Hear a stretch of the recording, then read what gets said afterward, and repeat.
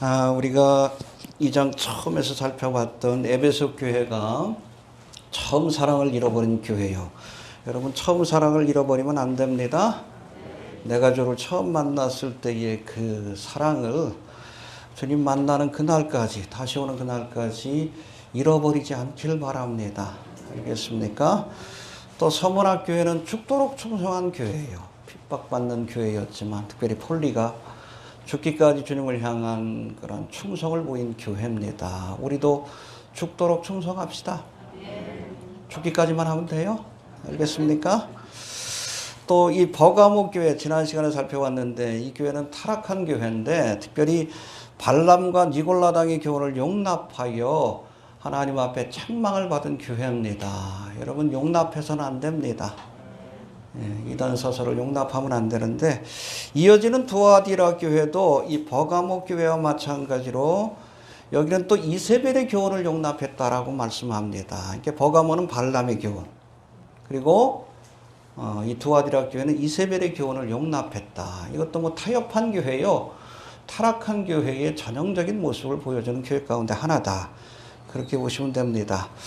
오늘은 이 두아디라 교회 주신 이 말씀들을 살펴보면서 특별히 마지막 때 우리가 어떠한 믿음을 가져야 할지 성령이 교회들에게 하시는 말씀을 들을 수 있게 되길 바랍니다. 예. 먼저 우리 두아디라에 대해서 살펴봅니다. 18절 한번 다시 봅시다. 시작. 두아디라 교회 사자에게 편지하기를 그 빛이 가깝고 그 아들이 빛난 주석과 같은 하나님의 아들이 가라사대. 예, 이 두아디라는 우리가 지난 시간 살펴봤던 버가모와 에서 그리고 사, 이게 버가모와 사대 중간에 위치하고 있는 도시인데 현재는 터키의 아키살이라고 불리고 있다고 합니다. 이건 교통의 요지입니다. 보통 다른 그런 도시들은 요새가 있는 곳이에요. 적들로부터 방어할 수 있는. 근데 여기는 평지입니다. 평지임에도 도시가 발달한 것은 교통의 요지였기 때문에 그렇고, 특별히 이곳에 로마의 군대들이 그렇게 주둔을 하고 있었다고 합니다. 우리로 따지면 뭐 용산이나 평택과 같은 그러한 도시다라고 보시면 될 것 같습니다. 교통의 요지였던 이곳엔 계시록이 기록될 당시엔 로마의 군대가 주둔하고 있었고, 특별히 여기서 생산된 자주색 천이, 자주색 물을 들인 천이 유명했다라고 합니다. 여러분, 사도행전 16장에 보면 사도 바울이 빌립보에서 전도할 때 누가 등장해요? 자주장사 루디아가 마음을 열고 복음을 받아들였다. 할렐루야. 해봅시다. 자주장사 루디아가 복음을 듣고 마음을 열었다. 이 루디아가 여기 보니까 그 사도행전 16장 14절을 보면 두아디라 성 출신이라고 되어 있어요. 알겠습니까? 그러니까 두아디라 성에서 유명한 그 천을 떼다가 에게해를 넘어서 이 빌립보에서 장사하던 여자인데, 훗날 바울의 말씀을 듣고 예수를 믿은 뒤에 다시 이 두아디라로 가서 교회를 개척했는데 그것이 바로 두아디라 교회로 그렇게 알려지고 있습니다. 알겠습니까? 누가 개척한 교회예요? 자주장사 루디아. 알겠습니까? 지금도 여기가 여러분 이렇게 뭐 양모라든지 피역이라든지 자주색 물감으로 만든 천 같은 것들이 지금도 유명하다고 합니다. 이게 보면 그냥 성지순례 혹시 이곳에 가면은 거기 아주 유명한 피역 공장이 있어가지고 가죽옷이 그렇게 싸대요. 아무튼 그런 곳이다라고 보시면 될 것 같습니다. 이해가 되십니까? 예. 자, 두 번째, 예수님이 이 두아디라 교회에 보여주신 자신의 모습에 대해서 살펴볼 터인데 18절 다시 한번 봅시다. 시작. 두아디라 교회 사자에게 편지하기를 그 빛이 가깝고 그 아들이 빛난 주석과 같은 하나님의 아들이 가라사대. 예, 세 가지 모습으로 소개하고 계시는데 첫 번째, 하나님의 아들로 소개합니다. 해봅시다. 하나님의 아들이 가라사대. 바로 예수님이 창조의 과정에 함께 하시고 또 우리를 구속하기 위해서 십자가를 지신 성자 하나님이라는 사실을 선포하고 있는 거예요. 예수님은 성자 하나님이십니다. 하나님의 아들이 되십니다. 흥미로운 것은 이 두아디라 지역이 아까도 말씀드린 것처럼 이 로마 군대가 주둔을 하고 있었는데, 큰 군대가, 그 지역을 관장하는 군대가 주둔하고 있었는데, 이 로마 군들이 섬기는 신, 여러 신들을 섬기지만 그 가운데 로마 군대들이 그렇게 주로 섬기는 신이 아폴로였다고 합니다. 아폴론. 무슨 신이? 태양의 신. 근데 이 아폴로는 제우스의 아들입니다. 그래서 아폴론을 Son of God으로 그렇게 부르곤 했어요. 하나님의 아들, 신의 아들이라고. 근데 그런 두 아들을 향해서 뭐라고 합니까? 아폴론이 신의 아들이 아니라 예수님만이 하나님의 아들이다. 할렐루야. 이게 메시아 사상하고 또 연결이 돼요.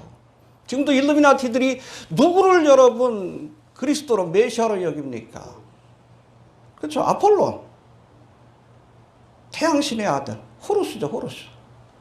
이해가 되셔요? 연결이 됩니다. 호루스가 아니라 아폴론이 아니라 누가?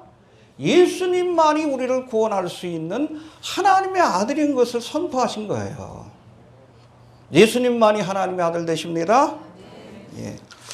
또 두 번째, 그 눈이 불꽃 같다. 해봅시다. 그 눈이 불꽃 같다.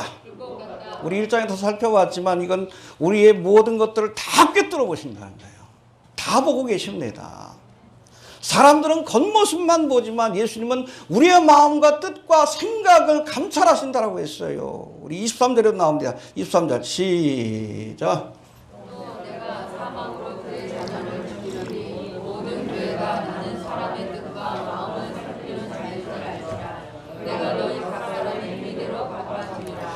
나는 사람의 뜻과 마음을 살핀다. 불꽃과 같은 눈으로. 사람들은 겉모습만 봅니다. 겉모습만 보고 그럴듯하면 그런 줄로 알아요. 그러나 주님은 아니요. 마음의 뜻과 생각을, 그 마음속에 있는 그것들을 살펴보신다는 거예요. 제가 늘 얘기하잖아요. 경건한 척하는 것하고 경건한 것은 다른 거예요. 여러분, 예수님 당시에 바리새인 서기관들은 경건한 척하는 자들입니다. 많은 사람들이 그 겉모습을 보면서, 그렇죠, 일주일에 한 번씩 금식하고 구별된 옷을 입고 뭐 11조를 드리고 경건한 줄로 착각했어요. 근데 예수님은 뭐라고 합니까? 회칠한 무덤이라고. 그 겉모습 속에 숨겨진 온갖 더럽고 탐욕스러운 그 죄를 보셨기 때문에 회칠한 무덤이라고 책망하신 거예요. 주님께서 불꽃 같은 눈으로 우리를 감찰하십니다. 우리 마음의 뜻, 어떤 일을 하는 동기를 의미합니다. 생각을 다 감찰하셔요. 알겠습니까? 사람들은 뭐 결과만 좋으면 좋다고 하지만 아니요. 주님은 동기를 보셔요. 뜻을 봅니다. 감찰하십니다. 아무리 결과가 좋아도 그 마음, 그 뜻과 그 의도가 잘못되면 주님께서 칭찬하지 않아요. 오히려 책망을 받지. 겉모습에 속으면 안 돼요. 이해가 됩니까? 예. 또 세 번째는 뭐라고 했습니까? 그 발이 빛난 주석과 같다. 이건 심판을 상징해요. 포도주 틀의 심판.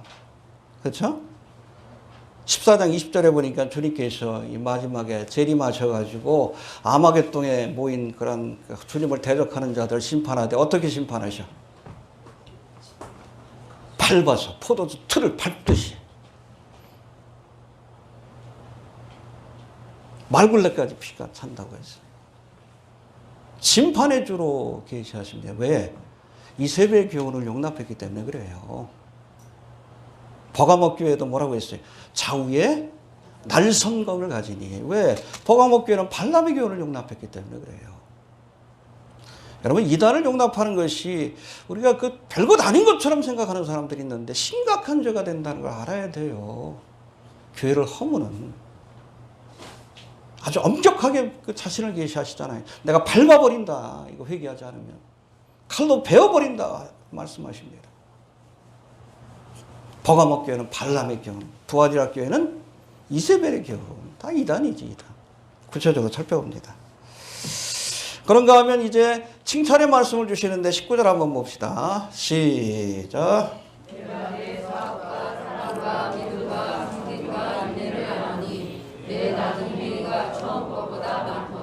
예, 내 사업과 사랑과 믿음과 섬김과 인내 5가지를 칭찬하시는데 사업을 칭찬하셨습니다. 해봅시다. 사업과 헬러 원본에 보면 에러라고 되어 있는데 이건 these, 행위를 의미합니다. 이건 구원받기 위한 행위가 아니에요. 우리가 행함으로 구원받는 거 아닙니다. 뭐로 구원받아? 믿음으로. 주님께서 행한 일을 믿음으로. 대속의 은혜를 믿음으로. 오직 믿음이에요. 벗어나면 여러분 이단입니다. 이 구원을 받기 위한 행함이 아니라 구원받은 뒤에 나타나는 행위를 의미합니다. 그렇잖아요. 나무를 심으면 시간이 지나면 뭐가 나타나? 열매가 맺혀야지. 합당한 열매가 있어야 돼요. 우리가 구속받은 자로서요. 그렇지 않으면 책망받습니다. 근데 이 두아디라 교회는 행위를 칭찬받았어요. 칭찬받을 수 있게 되길 바랍니다. 예, 그런가 하면 사랑을 칭찬받았습니다. 해봅시다. 사랑을 나누라. 여러분, 사랑은 신앙의 본질이에요. 알겠습니까? 에베소 교회가 이단을 물리치는 그런 귀한 일들을 했지만 그러나 책망을 받아서 왜? 뭐 때문에? 처음 사랑을 잃어버렸기 때문에. 신앙의 본질이에요. 잊어버리지 맙시다. 근데 두아디라 교회는 에베소 교회가 거꾸로예요. 사랑은 있었는데 분별력이 없었어. 이세벨을 용납했어요. 둘 다 문제가 있습니다. 알겠습니까? 사랑도 있어야 하고 분별력도 있어요. 사랑한다고 여러분 이단까지 포용하면 안 돼. 그 사랑 아니에요. 사랑한다고 동성애자들까지 그 포용하면 안 돼요. 죄인들을 향해서는 죄인이라고 책망하는 것이 사랑이에요. 하나님의 사랑은 거룩한 사랑이에요. 무조건적인 사랑이 아니에요. 거룩한 사랑이지. 신학을 할 때 우리가 하나님의 존재에 대해서 얘기할 때 그라운드 오브 빙이라고 해요. 하나님의 존재의 그 기저에 깔린 것은 거룩이다. 그래서 하나님의 사랑은 거룩한 사랑이다. 그걸 알아야 돼. 하나님의 공의는 이 거룩한 성품에서 나오는 거예요. 하나님의 두 가지 성품이 뭐예요? 사랑과 공의. 그 기저에 깔린 것이 거룩이에요. 내가 거룩하니. 뭘 해도 헬렐레 그런 사랑이 아니에요. 동성애를 해도 하나님을 대적해도 사람을 죽여도 아유 그래 내 자식이니까. 그거 사랑 아니에요. 하나님의 사랑은 거룩한 사랑입니다. 그런가 하면 믿음을 칭찬하십니다. 해봅시다.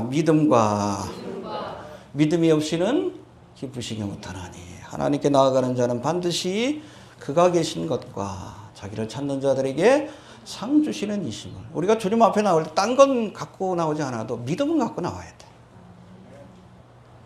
그래야 하나님 기뻐하십니다.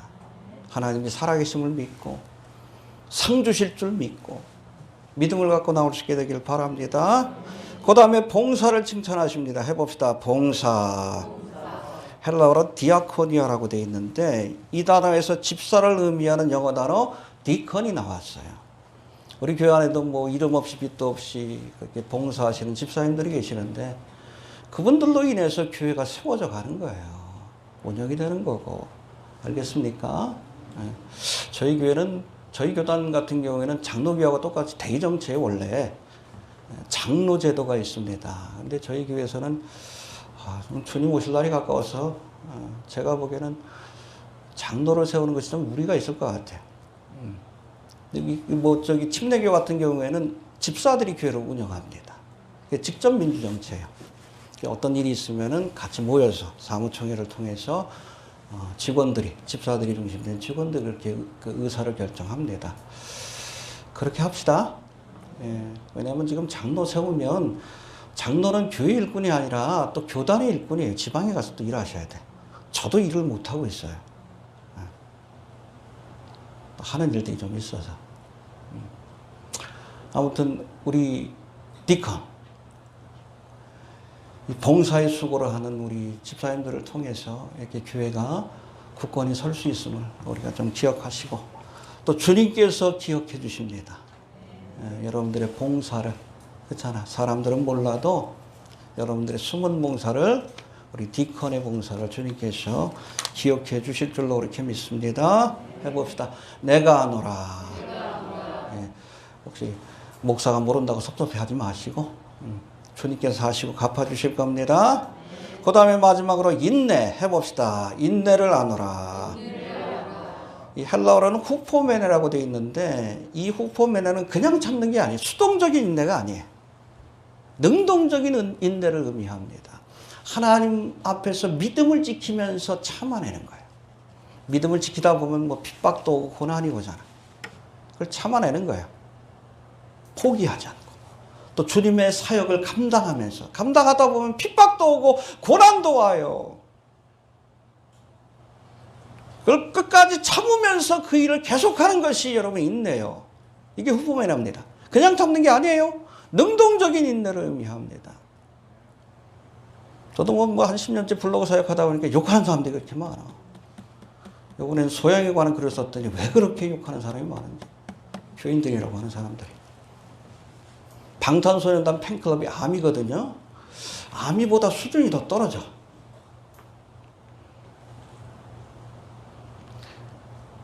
보면서 좀 느꼈어요. 소양이 찬양 사역자라고 그러는데 아이돌이 되고 있구나. 팬들 사이에서 우상이 되고 있구나.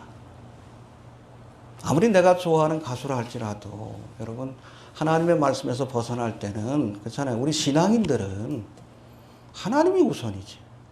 이해가 되셔요? 근데 무조건이야.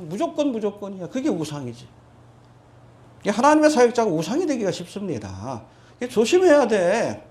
그래서 하나님께서 출애굽의 영웅인 40년 동안 이스라엘 백성을 이끌었던 이 모세를 하나님께서 가나안 땅에 들어가지 못하게 했어요. 왜? 여러 가지 이유가 있지만 근본적인 이유는 모세가 들어가면 모세가 우상이 됩니다. 이해가 됩니까? 죽여버리신 거예요. 그 현차는 여호수아를 통해서 가나안 정복의 귀한 사역을 감당케 하시는 거예요. 여러분 사람이 우상이 되면 안 돼. 뭐 대형교회 같은 경우에도 그런 현상들이 나타나는데 아주 위험해요. 예수를 믿는 건지 김사만을 믿는 건지 예수를 믿는 건지 조용기를 믿는 건지 정신 차려야 돼요. 그 우상이에요.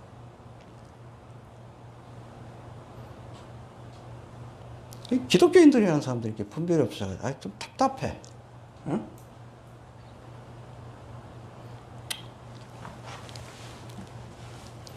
그러려니 해야 돼. 뭐 그렇다고 또 낙심하고 그냥 그러면 안 돼. 멍멍아 짖어라?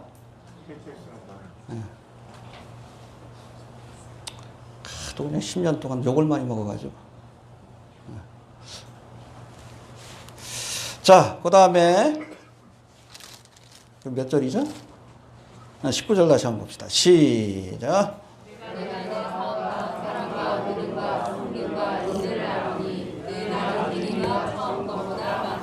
예, 마지막으로 내 나중 행위가 처음 것보다. 그러니까 너의 사업과 사랑과 믿음과 섬김과 인내의 행위가 처음보다 더 많도다. 할렐루야. 여러분 믿음의 진보를 보여야 합니다. 신앙의 연륜이 깊어질수록 두아데라 교회처럼 그렇잖아요. 더 많은 열매를 드리고 더 진보하는 믿음을 보일 수 있어야 합니다. 그럴 수 있게 되길 바랍니다.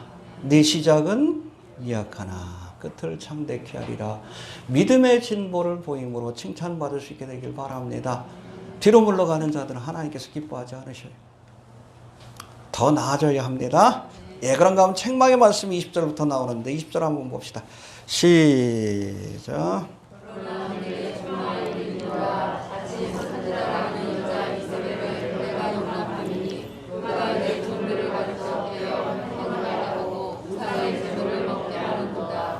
예, 여러분 구약에도 그렇지만 이 이세벨은 음녀의 상징입니다.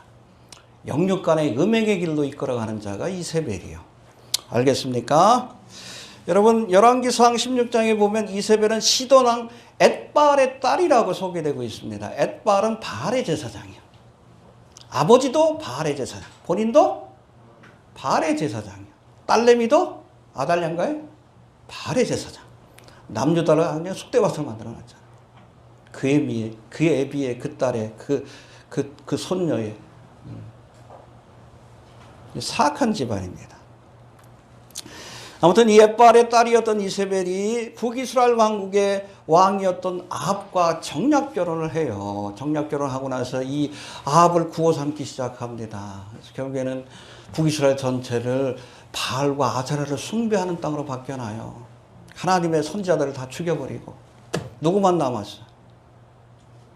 엘리야만 남았지.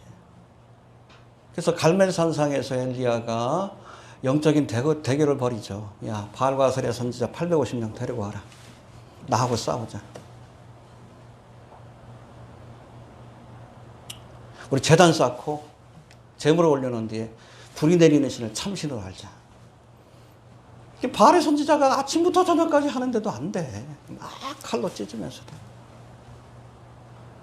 야, 바알이 잠자는 것 같다. 좀 깨워라. 화장실 갔나 보다. 깨워라. 그러고 나서 어떻게 합니까? 이스라엘 백성들과 함께 무너진 제단. 그렇죠? 원래 하나님을 섬기는 제단이 있었는데 무너졌어. 하나님을 안 찾으니까. 무너진 제단을 다 쌓고 거기에 제물을 올려놓고 물을 3번 부은 뒤에 하나님 앞에 간절히 기도할 때에 하늘에서 불이 내렸다고 했어요. 할렐루야. 그러고 나서 그 밑에 있는, 저는 뭐 성지순례 갔는데 지금은 물이 별로 없어. 기손 시내라고 시내가에 가서 바알과 아세라의 선지자를 850명을 다 쳐 죽여버렸어요. 할렐루야. 용납하면 안 됩니다. 그러니까 이세벨이 그냥 화가 나가지고 뭐 엘리야를 죽이겠다 그러지. 그러니까 엘리야가 또 마음이 또 약해져가지고 광야로 도망가서 로뎀나무 밑에서 죽여주옵소서. 참 조울조한 자예요. 엘리야도. 하나님의 종도 조울조를 알을 수 있습니다.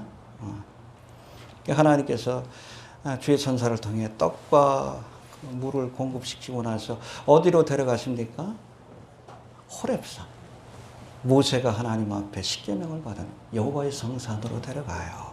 가서 그 한 굴에 엘리야를 있게 하시고 세미한 음성 가운데 말씀을 주십니다. 할렐루야. 예. 아무튼 이렇게 하나님의 종을 핍박하고 죽이고 대적하다가 이 이세벨 자체도 하나님 앞에 심판을 받고 비참한 최후를 맞게 돼. 예후의 반란에 의해서 정권을 빼앗기게 되고 그냥 성 꼭대기에서 그냥 던져져 가지고 몸이 산산조각 나고 그 개들이 그걸 뜯어먹는 처참하고 비참한 죽음을 맞이하는 그 사건이 성경에 기록되어 있습니다. 이처럼 이세벨은 이스라엘을 우상숭배의 길로 이끈 음녀의 대표적인 상징이에요. 알겠습니까? 요한계시록 17장에 보면 음녀 바벨론이 나오지. 그렇죠? 근데 재미난 게 뭐냐면 이 음녀 바벨론이 무슨 옷을 입었어요? 자주색 옷과 투아디라자. 붉은색 옷. 카톨릭의 사제들이 그렇게 입고 다니는데, 그래서 로마 카톨릭이 음녀 바벨론이라고 얘기를 하는 겁니다. 그런 길로 지금 가고 있어요. 해라 새 것이 없어요. 반복이 되는 거지. 반복이 되는 거예요. 근데 이런 성도들을 미혹하여 음행과 우상숭배로 이끄는 거짓 선지자 이세벨을 용납했다. 해봅시다. 이세벨을 용납했다. 네, 또 이세벨에 조금 한 번 더 살펴봅니다. 우리 20절 다시 한번 봅시다. 시작.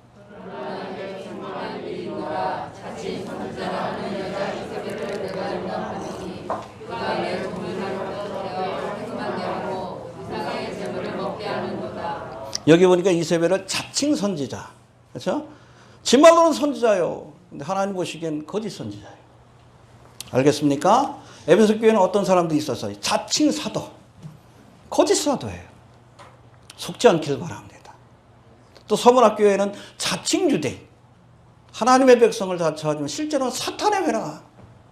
겉모습으로 속으면 안 돼요. 알겠습니까? 사실 사도와 선지자라고 하면 요즘으로 말하면 목사입니다. 목사라는 직함을 가졌다고 다 진짜 목사요, 진짜 하나님의 종이라고 생각하면 안 돼. 그런 여러분, 목사라는 선지자라는 사도라는 직분을 가지고 오히려 하나님을 대적하고 사탄막의 종노릇하는 자들이 있어요. 자칭 선지자들을 여러분 조심하시길 바랍니다. 자칭 목사들을 조심해야 돼.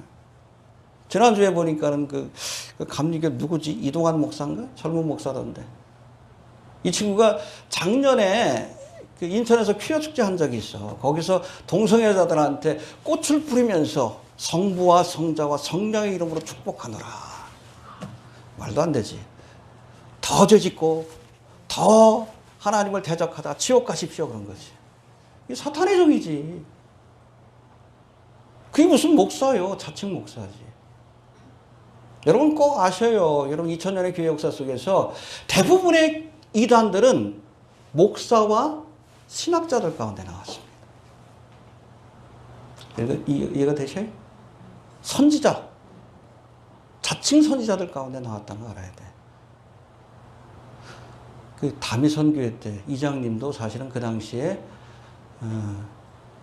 저희 교단은 아니지만 저희 교단은 기성입니다. 기독교 대한성결교회 예수교 대한성결교회 목사였어요. 저한테 개인적으로 편지를 했댔어.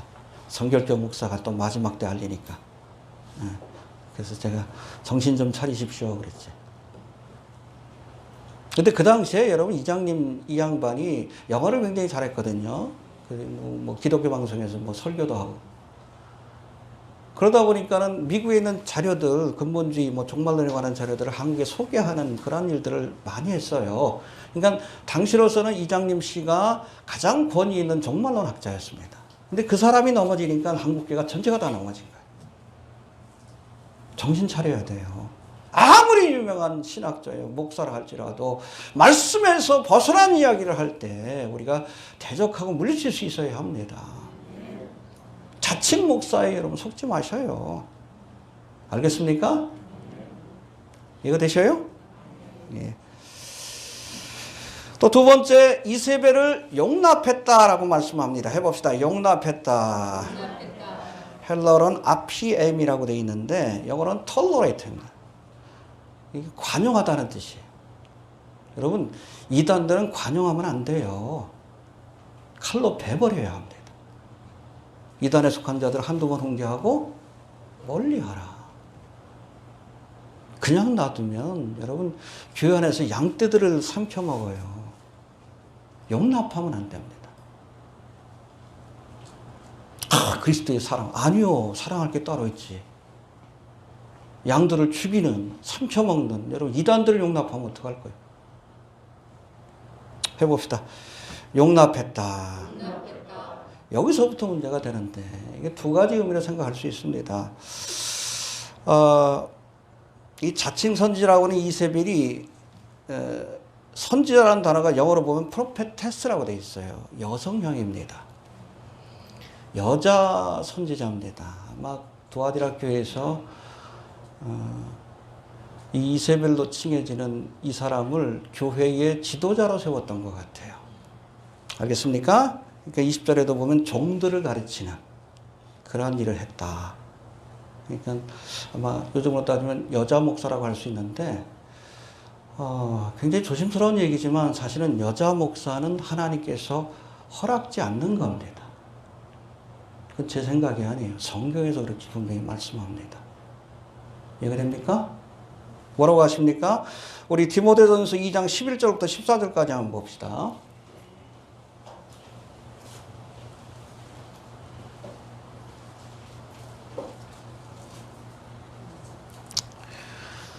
(11절부터) 338페이지인데 자 시작. 여자는 1절 여자를 가르치는 것과 남자를 주관하는 것은 허락지 아니하노니 오직 존경할지니라. 이는 하나님 먼저 지음을 받고 하와가 이름을 부르며 게임을 보지 아니하고 여자가 게임을 보아 죄에 빠졌음이니라. 예 여러분 여자가 교회의 지도자가 되는 것들을 하나님께서 허락지 않으셨습니다. 그건 우리의 생각하고는 상관없어요. 시대의 생각하고는 상관이 없습니다. 여러분 잘 보셔요. 교회 역사 속에서 1950년 동안 여성의 안수 문제가 거론된 적이 한 번도 없습니다. 근데 2차 대전 이후에 여성 안수 문제가 거론되기 시작했어요. 그래서 뭐 지금 우리 교단 같은 경우에도 여자 목사가 있습니다. 이거 뭐 또 설교하면 또 누가 또 전화해가지고 욕할 수도 있어요. 근데 어디서 그렇게 시작하신 줄 아십니까? WCC에서 시작한 거예요. 그렇죠? WCC에서. 거기서 문제를 제기해가지고 지금 많은 교단들이 여성 안수 문제를 통과를 시켜서 여자 목사 제도들이 정착이 되고 있는데 그들이 내세우고 있는 이론이 뭔가 하면 시대가 바뀌었으니까 그렇죠? 여자들에게도 안수를 줘야 한다. 그래서 많은 교회들이 그것들 받아들였어요. 근데 그 다음으로 지금 뭘 하고 있는지 아십니까? 똑같은 논리를 가지고 시대가 바뀌었으니까 동성애도 허용해야 된다.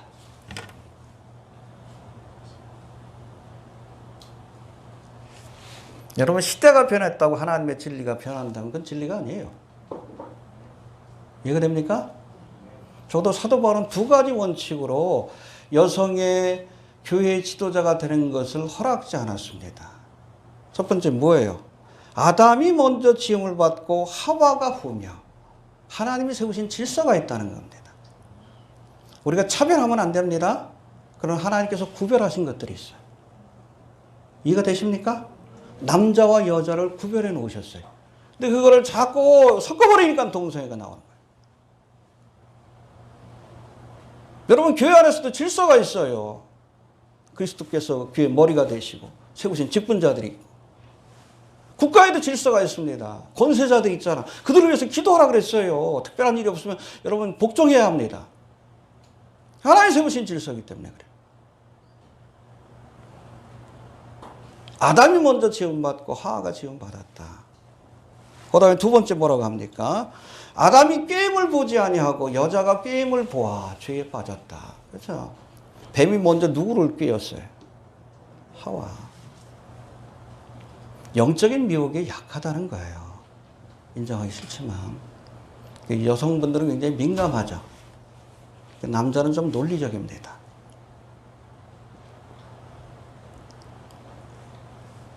그게 장점이 되기도 하고 단점이 되기도 하지만 하나님께서 그렇게 구별해 놓으셨어요. 근데 교회 지도자는 여러 가지 이런 조건들이 있지만 분별력이 중요해요. 영적인 그런 부분에 있어서 미혹되기 쉬운 여자 지도자가 세워졌을 경우 많은 문제가 야기되는 것을 아셨기에 이 창조의 질서를 가지고 사도 바울이 여성의 안수를 분명히 반대했습니다. 지금이야 시대가 흘러서 그렇다 그러지만 여러분, 두아디라 교회 이 말씀을 몰랐을까요? 그렇죠? 그런데도 허용을 했어요. 왜 그랬을까요? 아마도 그 교회를 개척한 사람이 누구요? 여자예요. 그러다 보니까 그냥 인정에 매워서, 사람의 생각에 매워서, 아이 뭐 여자도 뭐 선지자로, 뭐 목사로 또 교회에서 일할 수 있겠지. 허용을 했는데 그게 문제를 일으킨 거예요. 두아디라 교회에 있는 성도들을 미혹의 길로 인도한 겁니다. 하나님께서 금하신 것은 금해야 합니다. 칼빈의 여러분 성경 해석에 가장 중요한 원칙이 있어요. 해봅시다. 말씀이 가는 곳까지 가고 멈추는 곳에서 멈춰라. 하나님이 허락지 않은 것을 허용하면 안 됩니다. 내 생각과 다르다 할지라도, 시대의 사조와 다르다 할지라도, 기분 나빠도 할 수 없어요. 하나님이 그렇게 하시니까. 이해가 되십니까? 네. 허락지 말아야 될 것들을 허용함으로 이세벨을 교회 지도자로 그렇게 세워놓음으로 근본적인 문제가 비롯되었다는 것을 우리가 알아야 합니다. 알겠습니까? 네. 두 번째 20절 다시 한번 봅시다. 시작.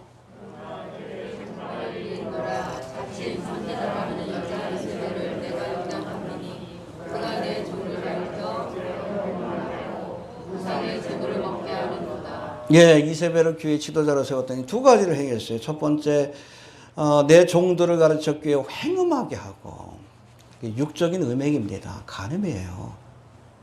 그게 음녀죠, 음녀. 그리고 우상의 제물을 먹게 하였다. 영적인 행음입니다. 영육 간의 간음죄를 짓게 했다는 거예요. 제가 늘 얘기하지만 여러분, 하나님 앞에서는 도적질, 살인죄가 더 큰 죄가 아니라 뭐가 더 큰 죄요? 영적인 간음죄가 더 큰 죄예요. 이해됩니까? 10계명의 1, 2계명이 뭐요? 나만 섬겨라. 세상적인 기준하고 다릅니다. 우리가 부부 사이에서 도둑놈 남편하고 살 수도 있어. 그렇죠? 살인자하고도 살 수 있어. 그러나 마음이 나한테서 떠나간 사람하고는 살 수 없는 거예요. 하나님 보시기엔 그런 겁니다. 도둑놈이라도 용서할 수 있어요. 살인자라도 용서할 수 있어요. 그러나 하나님께로부터 마음이 떠난 사람은 어떻게 사랑해? 어떻게 같이 살아? 하나님과 우리의 관계 속에서 가장 큰 죄는 바로 우상숭배의 죄입니다. 하나님을 놔두고 다른 우상에게 마음을 빼앗기 우상을 섬기는 것. 영적인 여러분 간음죄지. 그러니까 이단들을 우리가 엄격히 다루는 이유가 바로 그거예요. 하나님이 가장 미워하는 죄를 짓게 만들기 때문에. 이스라엘이 왜 망했어요? 첫 번째가 우상숭배예요. 첫 번째가. 에스겔 10장인가에 보면 하나님께서 이스라엘 멸망시키기 전에 비전을 보여주시잖아요.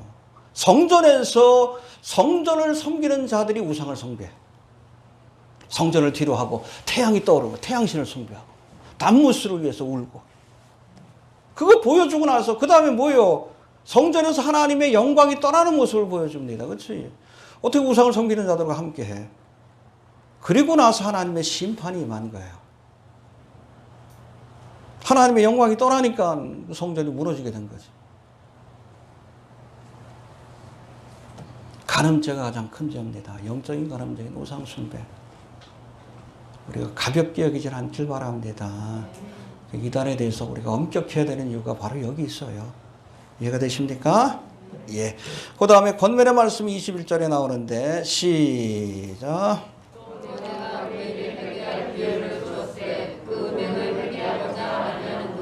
예, 이세벨에게 준 말씀입니다. 그에게 회개할 기회를 주었다. 해봅시다. 회개할 기회를 주었다. 여러분, 하나님은 아무리 흉악한 죄인이라 할지라도 심판하기 전에 반드시 먼저 회개할 기회를 주십니다. 선지자를 보내서요.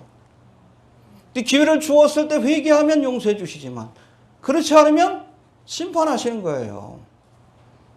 여러분, 구약의 그 소선지서 가운데 니느웨 성에 대해서 심판을 선포했던 두 선지자가 있습니다. 누구예요? 첫 번째는 요나, 그리고 나훔. 해봅시다. 요나. 나훔.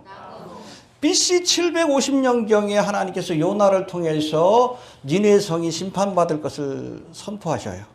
그때 어떻게 했습니까? 니느웨 성 백성들이. 그렇죠. 회개함으로 용서받았어요. 할렐루야. 그러나 BC 620년경, 한 100년이 더 지난 그런 때 하나님께서 마지막으로 또 나훔을 통해서 니느웨 백성들, 아수르의 수도거든요. 저들의 죄에 대해서 열거하는데 이때는 회개하지 않았어요. 결국 바벨론에 의해서 멸망받은 거예요. 아수르가. 기회를 주실 때 회개해야 합니다. 알겠습니까? 지금도 세상을 심판하기 전에 하나님께서 마지막 기회를 주셔요. 회개하라? 회개하면 천국이요. 회개하지 않으면 7년 대환란이. 어떤 분이 그렇게 표현해요. Hell tours. 지옥이 이 땅에 내려오는 시간이라고. 무엇을 상상하든 그 이상의 것을 보게 될 겁니다. 남아있게 되면. 회개할 기회를 주시고 계셔요. 얼마나 남았는지 모르겠는데. 제가 어제도 올렸지만 영어 사이트가 있어요. 가장 큰 사이트입니다. 마지막 때를 알리는. 휴거에 대한 특집 영상을 올려놨어. 곧 임할 것 같다고. 한국교회는 잠자고 있는데. 얼마 안 남은 것 같아요. 다음 달 18일이 8절이에요. 얼마 안 남았어요. 응? 그 전에 오실 수도 있습니다. 중동의 상황 보면 지금 언제 곡감옥의 전쟁이 일어날지 몰라요. 레바논에서도 빵빵 터지고 있고.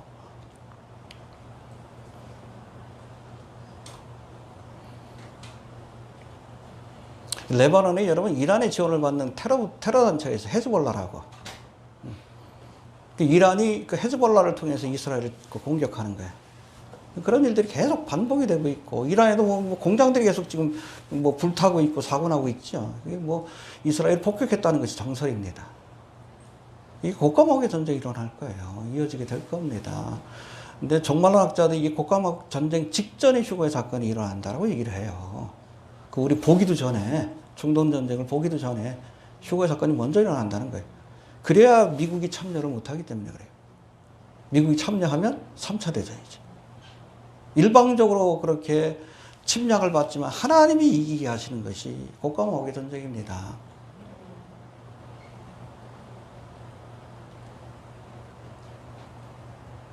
기회를 주시는 거예요. 회개하라? 네. 하나님은 반드시 먼저 기회를 주십니다. 지금이 그때. 회개해야 합니다. 근데 뭐라고 했어요? 21절에 보니까 회개하고자 아니하였다. 해봅시다. 회개하고자 아니하였다. 그러니까 심판을 받는 거예요. 기회를 주셨음에도. 그렇잖아요. 사울왕에게도 회개할 기회를 주셨죠? 근데 회개했어요? 핑계만 댔지. 다윗에게도 회개할 기회를 주셨어요? 회개했어요? 그러니까 다시금 저를 세워주셨죠. 이해가 됩니까? 그 차이에요, 그 차이. 여러분, 내가 자원함으로 회개해야 합니다. 회개할 기회를 주시지만, 여러분, 회개는 내가 자원해서 해야 돼. 그래서 늘 얘기를 하면 되나? 내가 선택하고, 그 결과는 내가 책임지는 거예요. 회개해야 합니다. 결과에 대해서 살펴봅니다. 이제 22절부터 23절까지는 회개를 거부한 이세벨과 그를 추종하던 자들에게 내려질 심판에 관한 말씀이, 그리고 24절부터 25절까지는 이런 이세벨의 미혹을 물리친 자들, 남은 자들에게 주신 주님의 칭찬의 말씀이 기록되어 있는데, 하여튼 구체적으로 한번 살펴봅니다. 먼저 22절 한번 봅시다. 시작.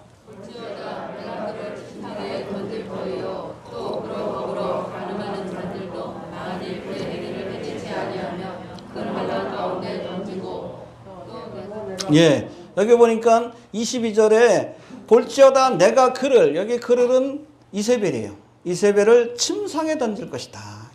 이런 심판이 임한다라고 말씀합니다. 해봅시다. 침상에 던질 것이다.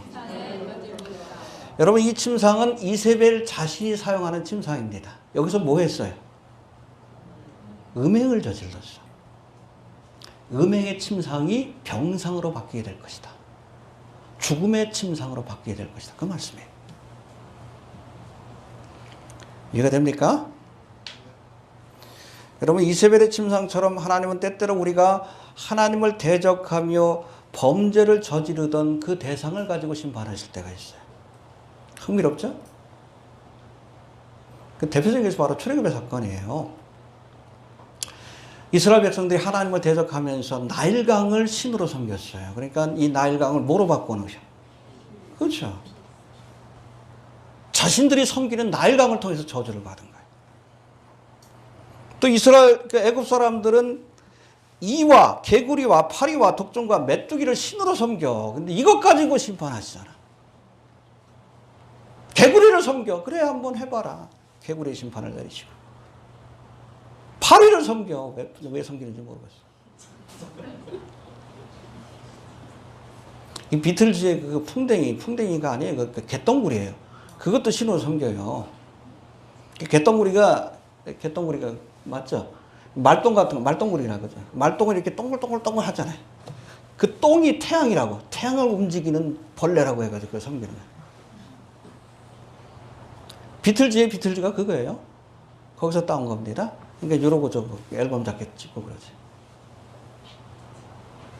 이 60년 된 비틀즈고 지금 BTS.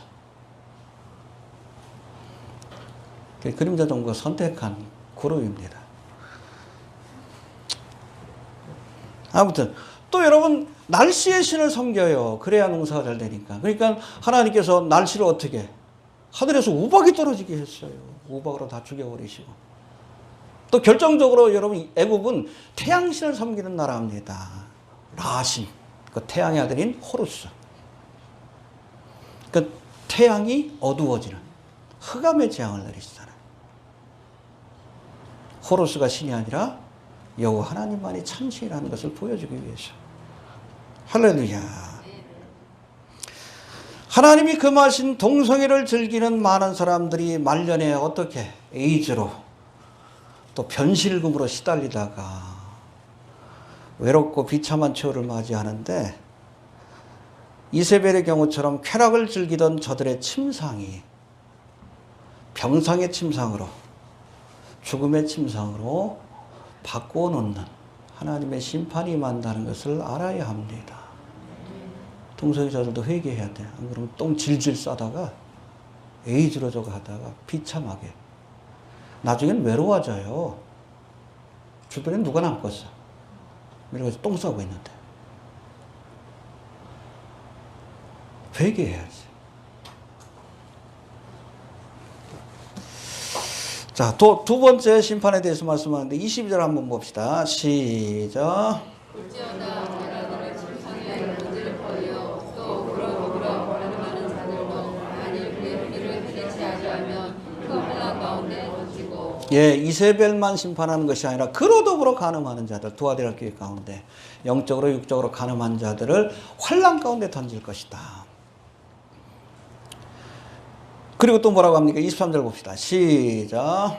또 내가 사망으로 그의 자녀를 죽이려니 모든 교회가 나는 사람의 뜻과 마음을 살피는 자인 줄 알지라. 예, 이세벨과 함께 간음을 행하고 추종하던 자들을 처음에는 큰 환난 가운데 던지고 그래도 회개하지 않으면 죽여버린다는 거예요. 이해가 되십니까? 근데 흥미로운 것은 22절에 보면 그로 더불어 간음하는 자들 해봅시다. 그로 더불어 간음한 자들. 이세벨을 추종하던 사람들을 처음에는 그로 더불어 이세벨과 더불어 영육간의 간음한 자로 설명하더니 그 다음에 23절에서는 그 사람들을 뭐라고 표현합니까? 그의 자녀, 이세벨의 자녀. 그게 뭐예요? 처음에 이세벨과 쫓아가지고 영적인 육적인 간음을 행하다가 나중에는 이세벨을 영적인 어머니로 추종하는 자녀가 돼버리는 거예요. 대모님 그런 거예요. 이 말씀 보니까 신옥주가 생각나. 은혜롭게. 그렇죠? 영적인 어머니가 된 거예요. 이게 빡 때려도 좋다 그러지. 이단에 빠지면 그렇습니다. 신옥주. 정신 차려야 돼. 쫓아내야 합니다.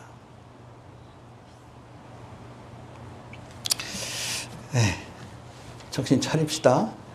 예. 그 다음에 세 번째, 23절 다시 한번 봅시다. 시작.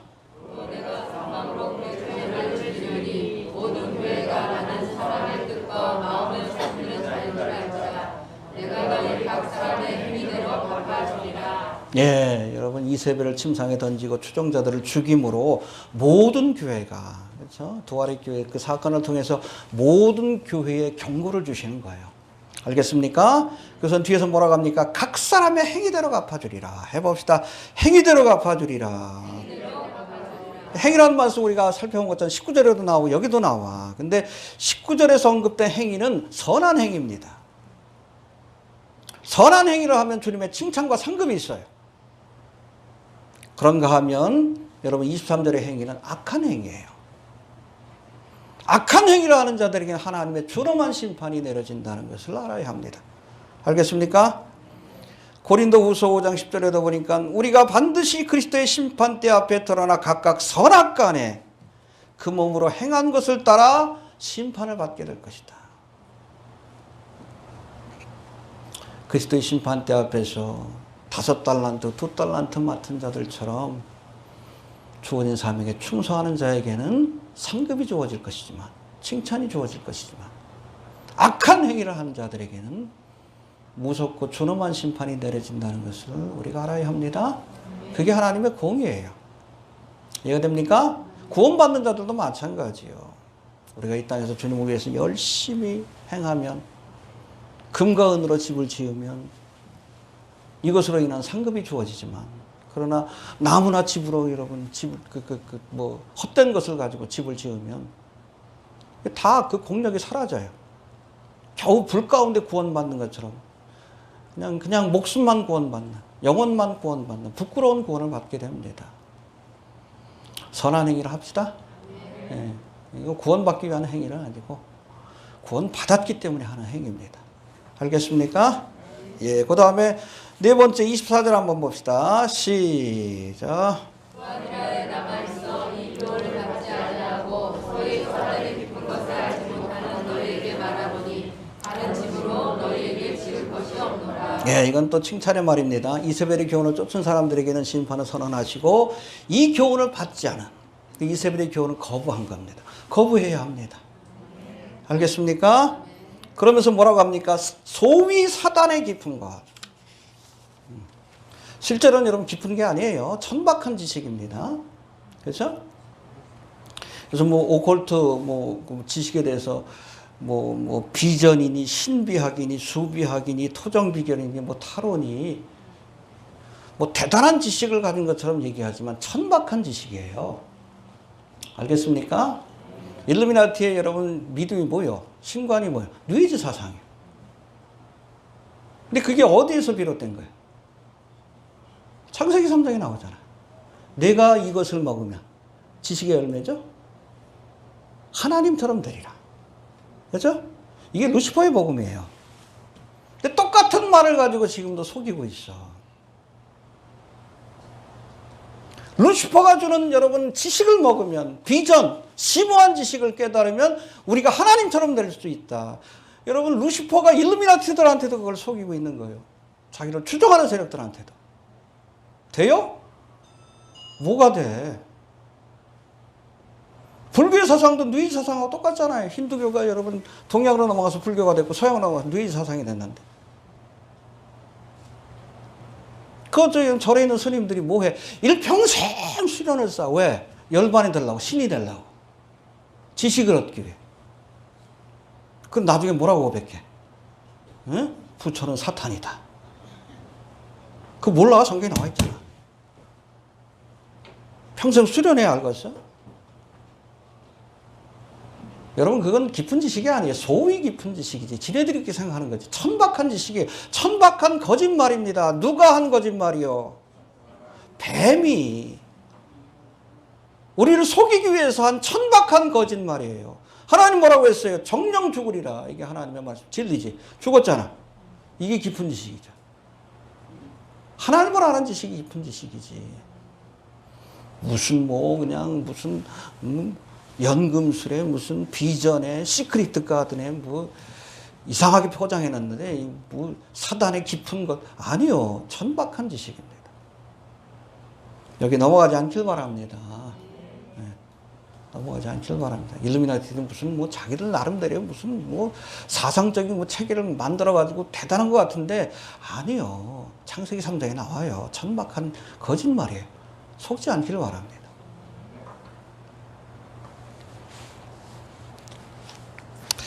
자, 두 번째로 예수님은 소위 사단의 깊은 것이라고 표현하신 이세벨의 교훈을 알지 못하는 사람들을 여기 보니까 남은 자로 표현하십니다. 24절 다시 한번 봅시다. 앞에만 시작.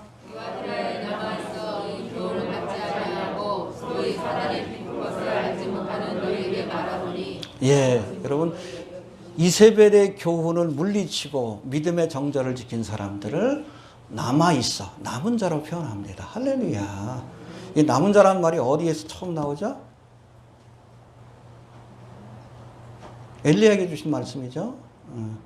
이세벨이 죽이겠다 그러니까 낙심해가지고 죽겠다 그러니까 하나님께서 호렙산으로 이끌어가지고 엘리야에게 저의 마음을 위로해서 다시금 사명을 감당하게 하시는데 그때 엘리야가 하나님한테 뭐라고 그래?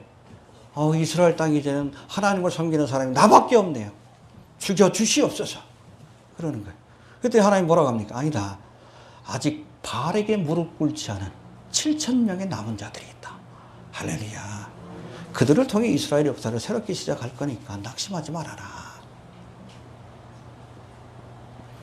바알에게 무릎 꿇지 않는 사람들이 남은 자예요. 이세벨의 교훈을 물리치는 사람들이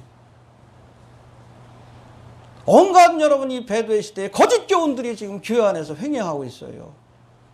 거기에 미혹되지 않은 사람들이 남은 자입니다. 다락방이 남은 자가 아니요.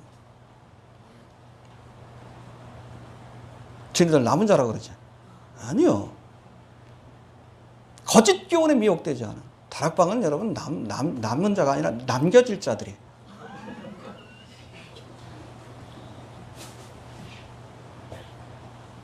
거짓 교훈을 물리친 사람, 바르게 무릎 꿇지 않고 거기에 입 맞추지 않은 남은 자가 되십시오. 온갖 거짓 교훈들 있잖아요. 다미선교회도 그렇고 기복신앙도 그렇고 응? 박근혜 탄핵 이후에는 더 교회 안에서 그렇게 또 정치신앙을 가리키는 사람도 있고 여러분 이단이에요 그거. 신사도 운동이라든지. 그러니까 하나님의 말씀을 물리치는 사람들이 남은 자요. 그런 사람들이 구원받는 거예요. 알겠습니까? 이세벨의 교훈은 물리친 자가 남은 자입니다. 거짓 교훈들은 물리친 자가 남은 자예요. 남은 자가 되시길 바랍니다.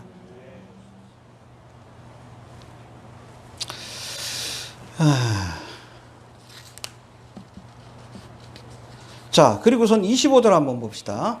그 연결되는 말씀이에요. 시작. 예, 남은 자들에게, 그러니까 이세벨의 교훈을 물리친 남은 자들에게 마지막으로 주신 권면이 뭐예요? 너희에게 있는 거, 이미 너희에게 주신 하나님의 말씀을 굳건히 붙잡아라. 괜히 새로운 교훈이다, 새로운 계시다, 거기에 귀를 기울이지 말아라. 이미 우리에게 주셨어요. 그렇죠? 여러분 예레미야 6장 16절에 보면 재미난 말씀이 나와요. 너희는 길에 서서 보며 옛적 길, 곧 선한 길이 어디인지 알아보고 그리로 행하라. 선한 길을 옛적 길로 묘사하면 된다. 예전에 주셨던 하나님의 말씀이에요. 옛적 선한 길 들어보셨어요? 그 사람이 어떻게 쓰는지 모르지만 원래의 의미는 예전에 주셨던 하나님의 말씀이에요. 해 아래에 새 것은 없습니다. 복음의 말씀에 새 것은 없어요. 이미 2000년 전에 주신 말씀으로 끝나는 겁니다. 이게 옛적 선한 길이에요. 그 길 가운데 행하는 자가 평안이 있을 것이다. 이세벨의 교훈에 미혹되지 말고 새로운 무슨 얘기 내가 또 계시를 받았다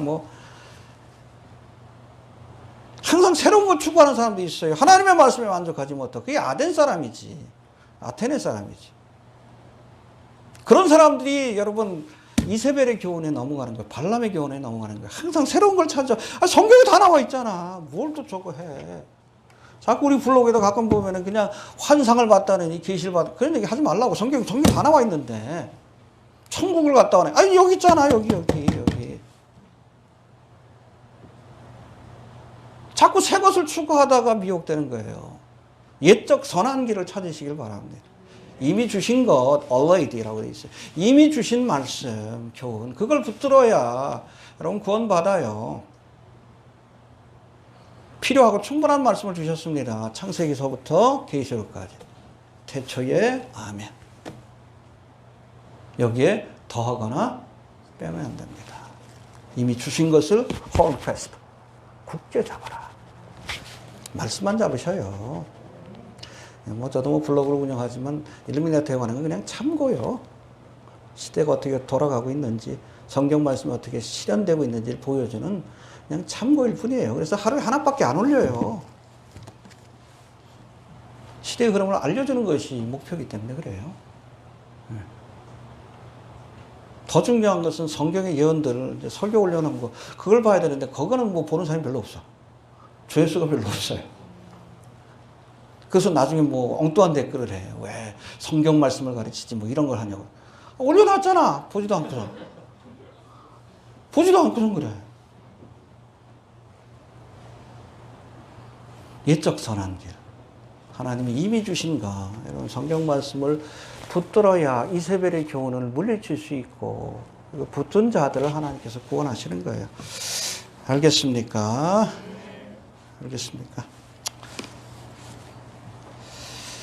자, 24절 다시 한번 봅시다. 시작.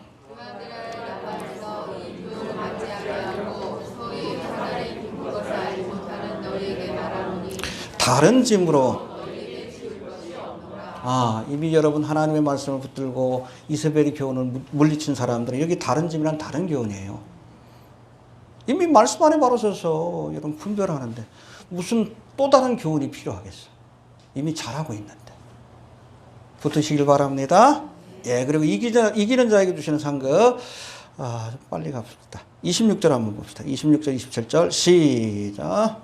이기는 자가 그가 내게 주시는 그에게 왕국을 다스리는 권세를 주리니 그가 천장을 가지고 저희를 다스려 지구를 깨뜨리는 것과 같이 하리라. 나도 내 아버지께 받은 것이 그러하니라. 예, 철장을 가지고 만국을 다스리는, 이건 뭐 통치한다는 개념도 있지만 심판의 개념이 있습니다. 여러분, 주님께서 재림하시면 우리가 세상을 심판합니다. 누구까지 심판해? 천사들까지 심판한다고 되어 있어요. 처음 들어보셨어요? 찾아봅시다. 그럼 고린도전서 6장 3절.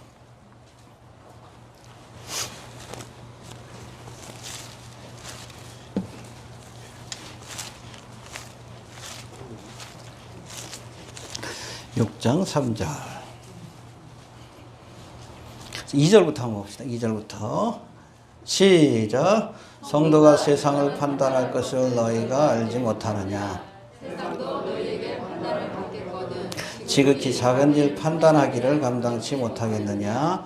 우리가 천사를 판단할 것을 너희가 알지 못하느냐. 그러하거든 하느님 천사이니라. 여기 판단이 저지로 돼 있어요. 심판한다는 거예요.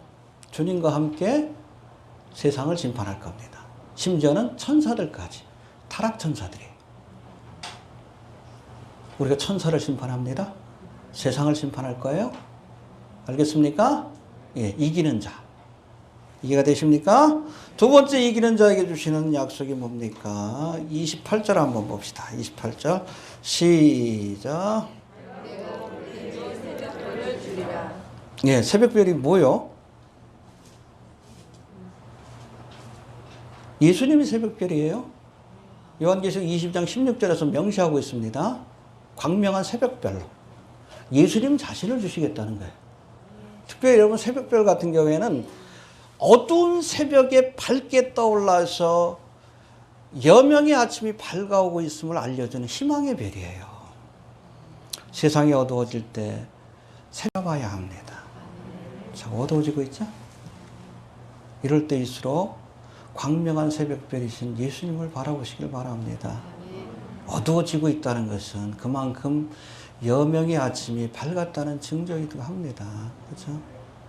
죄악으로 가득 차고 있는데, 그렇잖아요. K-팝도 보면 그냥 난리도 아니요. 난리도 아니에요. 코로나 사태 이후에 뭐 돌아가는 거 보면 난리도 아니에요. 동성애 밀어붙이는 거 보면 참 아주 끔찍한 것들이에요. 그러나 한편으론 이 모든 징조가 새벽별 대신 예수님이 오실 때가 가깝다는 그런 제1임의 징조인 줄로 그렇게 여기시고 기뻐할 수 있게 되길 바랍니다. 알겠습니까? 예. 귀 있는 자는 성령이 교회들에게 하시는 말씀을 들을지어다. 하여튼 선지자를, 자칭 선지자 이세벨을 물리쳐야 합니다. 끝까지 하나님의 교훈을 붙들고 물리쳐야 그런 사람에게 주님께서 새벽별을 주시고 또 세상을 심판하고 다스리는 권세를 주실 줄로 그렇게 믿습니다. 알겠습니까? 우리 주신 말씀 붙들고 또 특별히 이 땅의 교회들을 위해서 좀 잠깐 한번 기도하는 시간을 갖도록 하겠습니다. 하나님 은혜를